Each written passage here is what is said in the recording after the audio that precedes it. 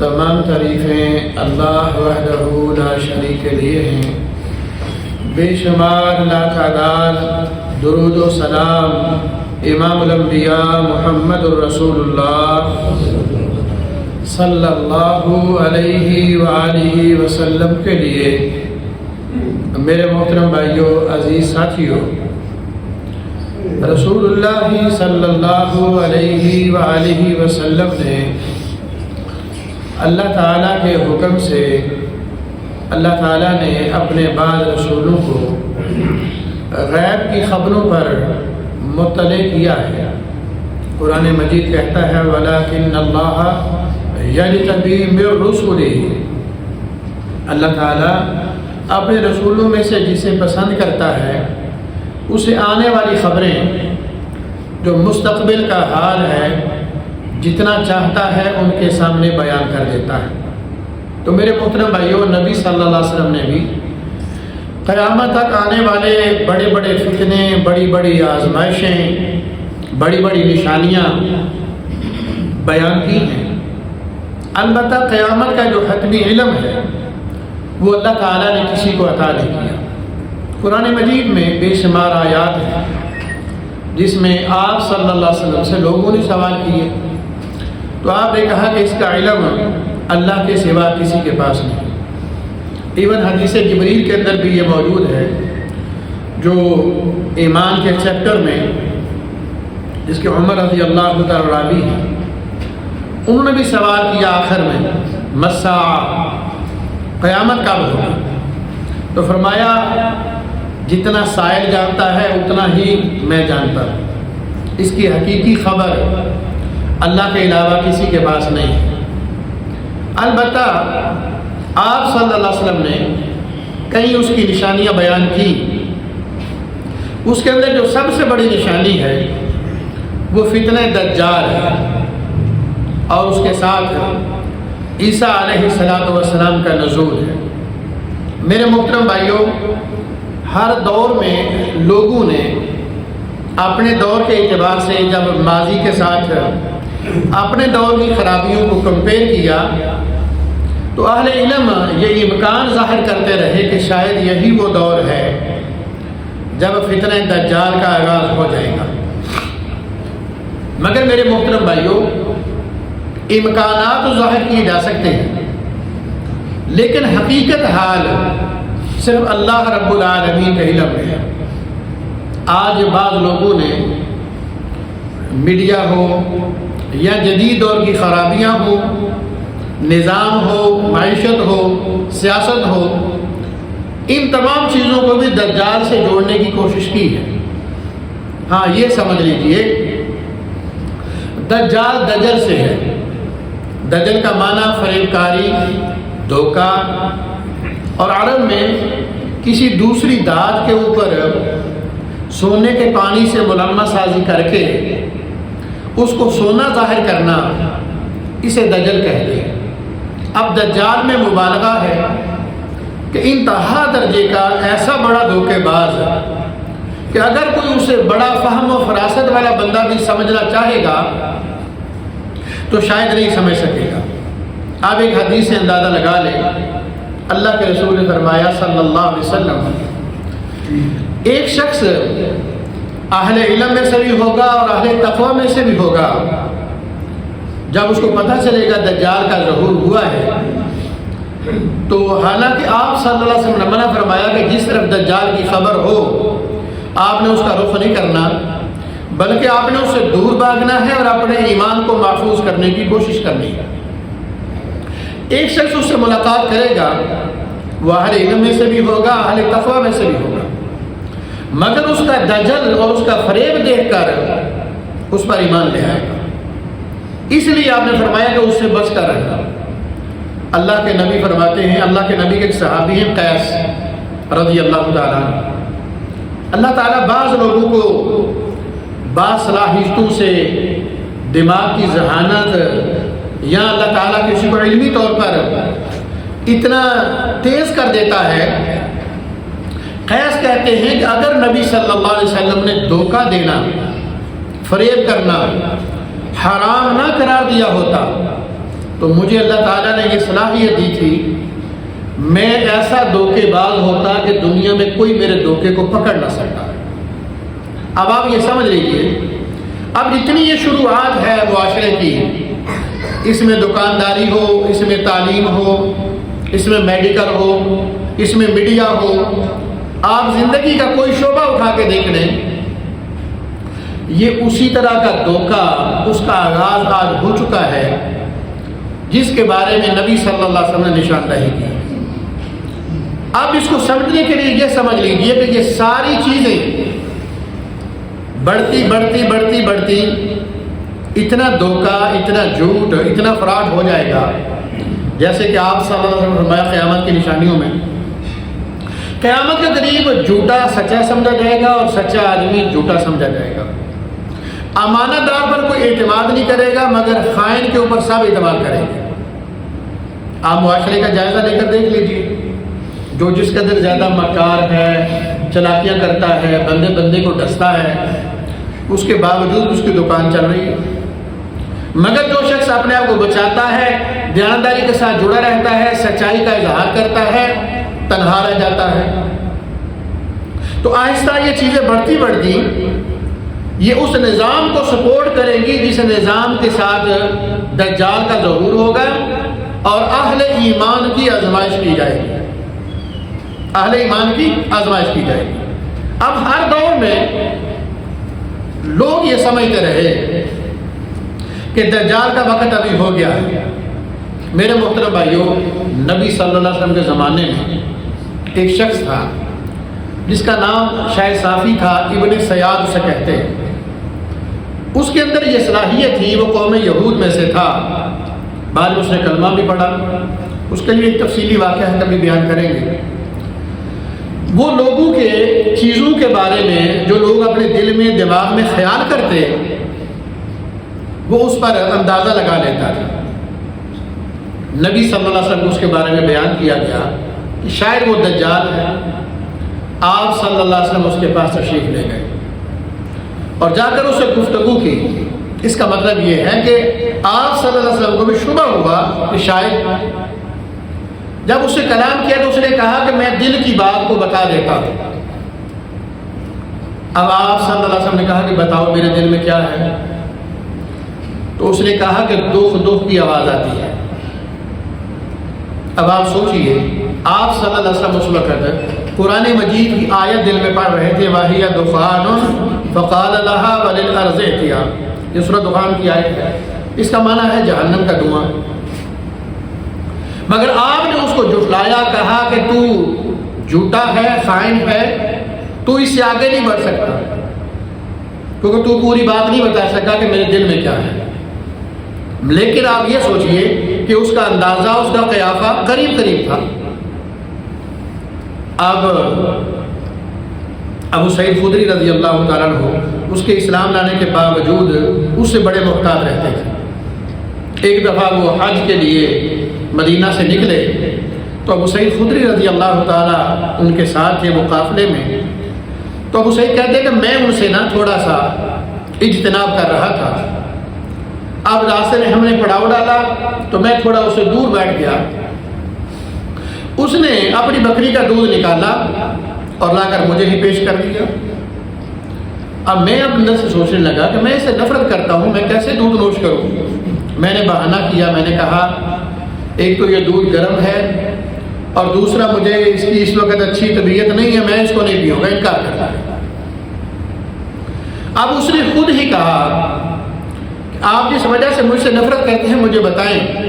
نبی صلی اللہ علیہ وسلم نے یہ نہیں فرمایا تھا کہ دجال کے ماتھے پر کافر لکھا ہوگا؟ کہا ہاں۔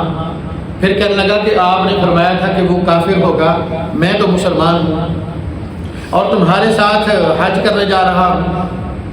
ابو سعید کہتے ہیں رضی اللہ عنہ، اور پھر انہوں نے یہ بھی بیان کیا کہ آپ نے فرمایا کہ اس کی بائیں آنکھ کانی ہوگی اور انگور کی طرح باہر لٹکی ہوگی۔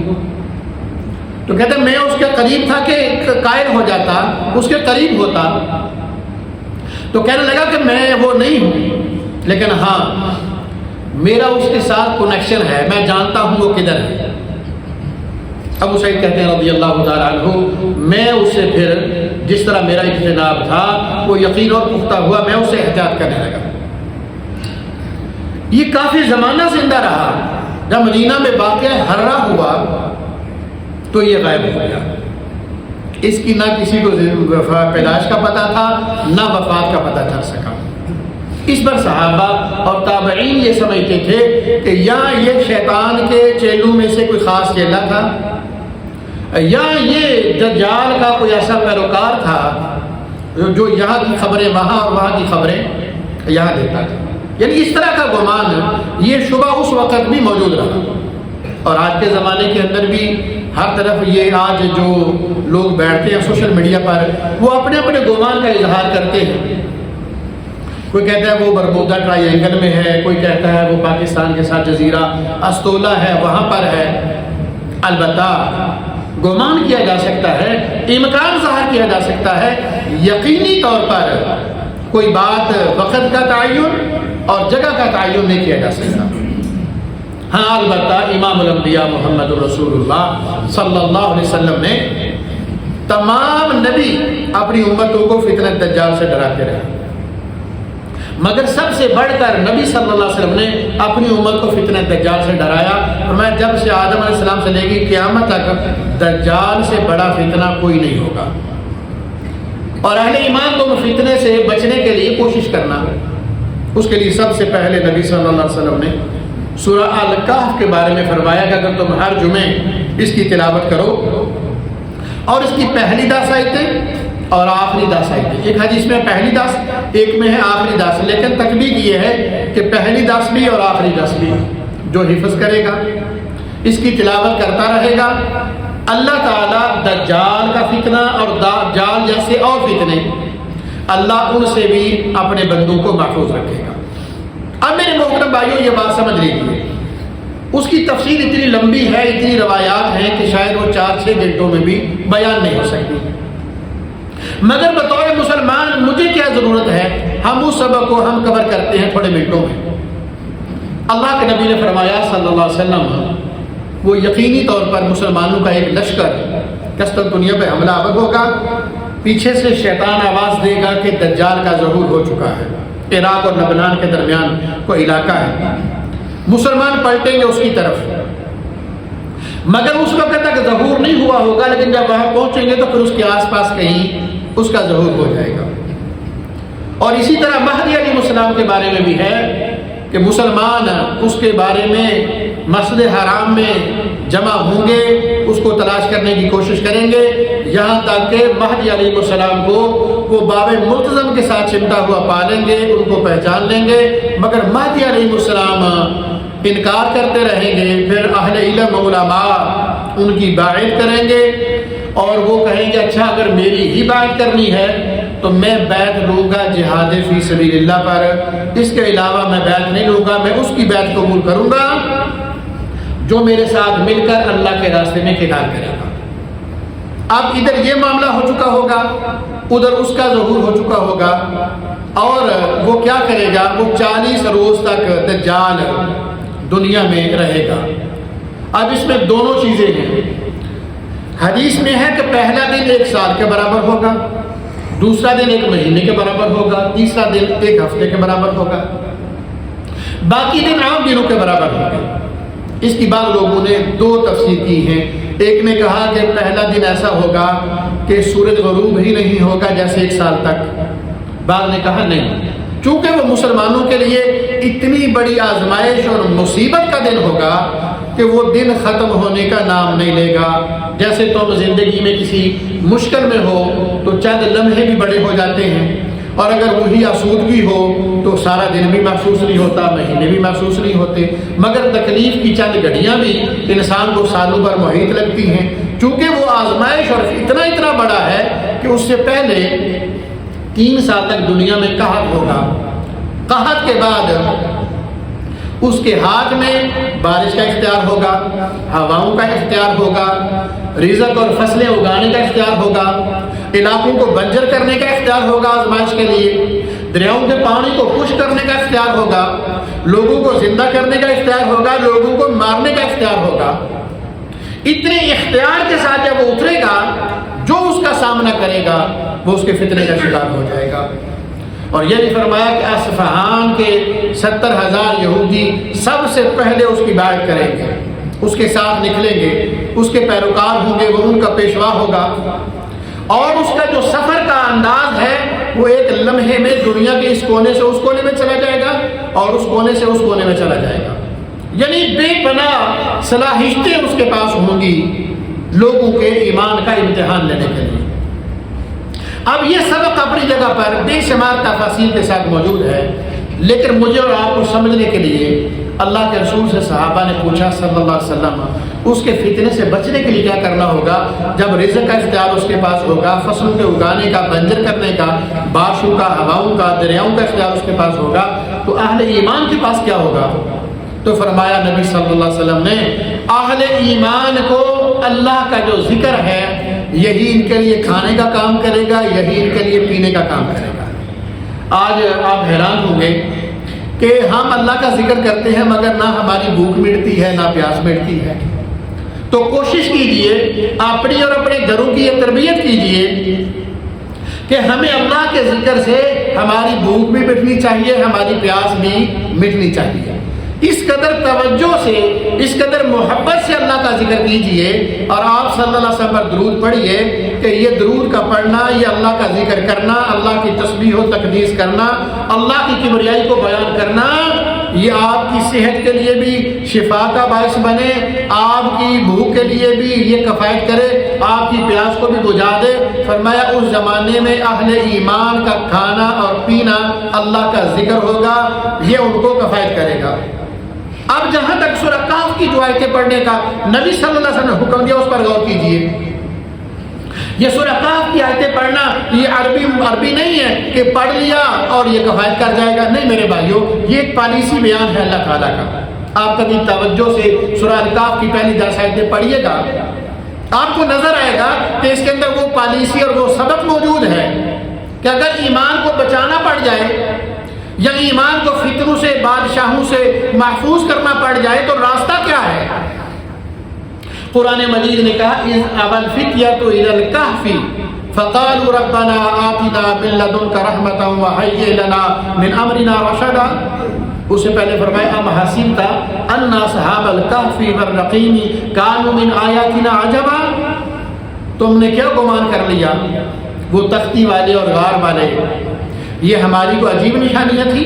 میں ایسا نہیں، یہ کوئی بہت بڑی نشانی نہیں تھی۔ جب ان نوجوانوں نے کہف کی طرف، غار کی طرف اپنا توجہ کی، اس کی طرف مڑے، اب اس میں سبق کیا ہے؟ یہ کوئی بڑی نشانی نہیں ہے، اس سے بڑی بڑی نشانیاں ظاہر ہونے والی ہیں۔ اور اس میں فرمایا انہوں نے اپنے ایمان کو بچانے کے لیے غار کا رخ کیا۔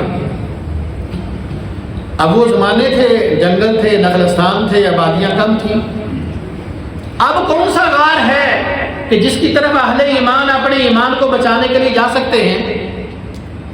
پیارے بھائیوں، وہ غار مسلمانوں کا آپس میں باہمی رابطہ، آپ کی دوستی اہل ایمان کے ساتھ، آپ کی رشتہ داریاں اہل ایمان کے ساتھ، آپ کی ہمسائیگی اہل ایمان کے ساتھ، آپ کی مجلسیں اہل ایمان کے ساتھ، آپ جن کے ساتھ بیٹھیں اللہ کے ذکر کی بات ہو، نبی صلی اللہ علیہ وسلم کی سنت کی بات ہو، جہاں بیٹھیں واعظ و نصیحت کی بات ہو۔ اسی لیے تو اللہ کے رسول نے فرمایا تھا صلی اللہ علیہ وسلم، یا تم کرنا عالم بن جانا، یا علم حاصل کرنے والا بن جانا، یا اہل علم کی مجلسوں میں بیٹھنے والا بن جانا، یا اہل علم سے محبت کرنے والا بن جانا۔ یہ راستے ہیں تیری بقا کے۔ پانچواں نہ بننا، ولا تکن خامسن، کبھی پانچواں نہ ہونا۔ اگر پانچواں ہوا، اس کے علاوہ تیری تو کفیت ہوئی تو تیری زندگی فتنوں کا شکار ہو جائے۔ اب اہل ایمان کی اصحاب کہف کی غار تو وہ تھی، آج اہل ایمان کی غار اگر قیامت کے قریب فتنوں کا ظہور ہوتا ہے اور اگر فتنہ دجال آ جاتا ہے تو کون سے مومن ہیں جو فلاح پائیں گے؟ جو آپس کے اندر ربط کے اندر ہوں گے، جن کی دوستیاں، آج ہمارا سسٹم یہ ہے کہ آدھے مسلمان آدھے کافر، صبح کو مسلمان شام کو کافر، وضع میں ہو تم نصارہ تو تمدن میں ہنود، یہ ہیں مسلمان جنہیں دیکھ کے شرمائے یہود، سب سے زیادہ متاثر یہ مسلمان ہوگا جو اپنے ایمان پر، اسلام پر مطمئن ہی نہیں ہے، جس کو اسلام پر اطمینان نہیں ہے، جس کو اللہ کے وعدوں پر یقین نہیں ہے۔ اس کی نشانی کیا ہے؟ نشانی یہ ہے کہ وہ ہمارے اعمال بکھرے ہوئے، ہر وقت ہم ڈاماڈول ہیں کہ مسلمان رہیں، داڑھی رکھیں کہ نہ رکھیں، بیوی کو پردہ کرائیں کہ نہ کرائیں، میوزک ختم کرے نہ کرے، سود کو چھوڑنا کہ نہیں چھوڑنا۔ ہر بندہ کسی نہ کسی طریقے سے سود کے ساتھ لگتی ہے، گھر میں رزق حرام آ رہا ہے۔ اللہ کے رسول نے فرمایا صلی اللہ علیہ وسلم، وہ لوگ فتنے سے کیسے بچیں گے؟ ایک وقت آئے گا لوگ کہیں گے پیسے آنے چاہیے، اس بات سے کوئی غرض نہیں ہے کہ وہ حلال سے آتے ہیں کہ حرام سے آتے ہیں۔ لوگوں کو، مسلمانوں کو یہ غرض نہیں ہوگی۔ میرے محترم بھائیوں، اس طرح کا ایمان جو کمزور اور ٹوٹا پھوٹا ایمان ہے، یہ اسلام ہے، یہ لوگ بکھر جائیں گے کوئی بھی زمانہ ہو۔ فتنہ دجال سے بچنے کے لیے سورہ کاف کی ان آیتوں میں اللہ تعالیٰ نے ہمیں جو راستہ دیا ہے اس کو توجہ سے سمجھ لیجئے۔ ام حسبت ان اصحاب الکہف والرقیم کانوا من آیاتنا عجبا اذا اوى الفتية الى الكهف فقالوا ربنا آتنا من لدنك رحمة وهيئ لنا من امرنا رشدا، کہ لوگ غار بنائیں گے، ایمان کی غار، دوستیاں، رشتہ داریاں، مجلسیں، ہمسائیاں، کاروبار میں شراکت داریاں اہل ایمان کے ساتھ، مشورے اہل ایمان کے ساتھ، خوشیاں اور غمیاں اہل ایمان کے ساتھ۔ اور صرف یہ نہیں کریں گے بلکہ ساتھ کیا کہیں گے؟ ربنا آتنا من لدنک رحمتا، اے ہمارے رب، ہمارے پاس جو کوشش تھی، کاوش تھی، وہ تو ہم نے کی ہے، اور ہم جانتے ہیں کہ ہماری یہ کوشش اور کاوش فتنہ دجال سے بچنے کے لیے کافی نہیں ہے۔ تو اب ہمیں بچانے کے لیے نا اپنے پاس سے خاص رحمت کا نزول فرما، اپنی رحمت میں ہمیں ڈانپ لے، ہماری کمزوریوں کو، کوتاہیوں کو اللہ تو اپنی رحمت سے ڈانپ لے۔ وَحَيِّئْ لَنَا مِنْ أَمْرِنَا رَشَدًا، اللہ ہمارے جو کام ہے نا، ہمارا جو راستہ ہے، جو ہمیں نکلنے کا راستہ ہے، اللہ اس میں ہمیں ہدایت عطا فرما اور ہماری مدد فرما۔ ہم خود سے نہ صحیح راستے کا تعین کر سکتے ہیں، نہ فتنہ دجال کا مقابلہ کر سکتے ہیں۔ دجال سے پہلے جو معاشرے کے فتنے ہیں ہم ان کا مقابلہ بھی نہیں کر سکتے۔ اس دعا کو جس طرح ربنا آتنا فی الدنیا حسنہ وفی الآخرۃ حسنہ وقنا عذاب النار، ہر وقت آپ یہ دعا کرتے رہتے ہیں، اس دعا کے ساتھ یہ سورہ الکہف کی آیت نمبر 10 میں یہ جو دعا اصحاب کہف نے پڑھی تھی، جو راستہ امام الانبیاء محمد رسول اللہ نے بتایا ہے، اس کو پڑھتے رہیے۔ اللہ تعالیٰ دجال سے پہلے جو فتنے ہیں ان سے بھی محفوظ کر لے گا اور ہر موقع پر رہنمائی فرمائے گا۔ اور نبی صلی اللہ علیہ وسلم کی یہ حدیث کہ جو بندہ جمعے کے دن سورہ کاف پڑھتا ہے نا اس کو بڑے انعام ملتے ہیں۔ ایک بڑا انعام یہ ہے کہ جہاں یہ پڑھتا ہے یہاں سے لے کے مسجد اقصی تک یہ جو فاصلہ ہے، قیامت کے دن اتنا بڑا اللہ سے نور عطا کریں گے اور صراط سے گزرنے کے لیے۔ اور دوسرا یہ فرمایا جو بندہ جمعے کے دن سورہ الکہف کو پڑھتا ہے اگلے جمعے تک ایک نور کے ساتھ اللہ تعالیٰ اپنے اس بندے کی مدد کرتا ہے۔ اس کے سامنے فتنے، اس کے سامنے آزمائشیں، اس کے سامنے گناہ کے راستے، اس کے سامنے بڑے بڑے چمکدار چیزیں آتی ہیں، اللہ اس کی رہنمائی کرتا ہے۔ نور کی برکت کی وجہ سے یہ فوراً باب لیتا ہے، یہ فوراً سمجھ آتا ہے، یہ غلط قدم نہیں اٹھاتا، یہ گناہ کی طرف نہیں جاتا۔ یہ سورہ الکہف پڑھنے کی وجہ سے اللہ اس کو یہ انعام دیتا ہے کہ اللہ کی طرف سے ہدایت کا ایک نور اگلے جمعے تک اس کی رہنمائی کرتا ہے۔ یہ اگلے جمعے پھر تلاوت کرتا ہے، پھر اگلے جمعے تک اللہ تعالیٰ کی طرف سے ایک نور اس کے لیے متعین کر دیا جاتا ہے جو اس کو ہر قسم کے فتنوں سے آگاہ کرتا ہے۔ اللہ اس کے اندر کے سینسرز کو آن کر دیتا ہے۔ جس طرح اہل علم فتنوں کو فوری بھانپ لیتے ہیں، جس طرح اہل علم فوری طور پر خباثتوں کو سمجھ جاتے ہیں، اللہ اس کو بھی وہی ذوق اور وہی اللہ تعالیٰ اس کو صلاحیت دیتے ہیں کہ یہ فتنوں کو آتے ہی پہچان لیتا ہے، سمجھ لیتا ہے اور ان میں قدم رکھنے سے بچ جاتا ہے اور اپنے ایمان کو محفوظ کر لیتا ہے۔ اور میرے محترم بھائی، اس مختصر سبق کے اندر خلاصہ کلام یہ ہے، کوئی بھی زمانہ ہو فتنوں سے بچنے کا راستہ اللہ کی کتاب سے جڑ کے رہنا، اہل علم سے جڑ کے رہنا، مساجد سے جڑ کے رہنا، اہل ایمان کے ساتھ جڑ کے رہنا اور اللہ کی کتاب کی تلاوت کرنا اور جی بھر کر خوش اسلوبی کے ساتھ زیادہ سے زیادہ اللہ کا ذکر کرنا، یہ وہ راستے ہیں جو دجال سے پہلے والے فتنے یا جو زمانہ دجال کو پائیں گے جو لوگ اس راستے پر ہوں گے وہ ان فتنوں سے محفوظ رہیں گے اور کامیاب و کامران ٹھہریں گے۔ اللہ تعالیٰ سے دعا ہے اللہ تعالیٰ ہمیں بات کو سمجھنے کی اور اس پر عمل کرنے کی توفیق عطا فرمائے۔ اقول قولی ھذا واستغفر اللہ لی ولکم ولسائر المسلمین والمسلمات واستغفروا انہ هو الغفور الرحیم۔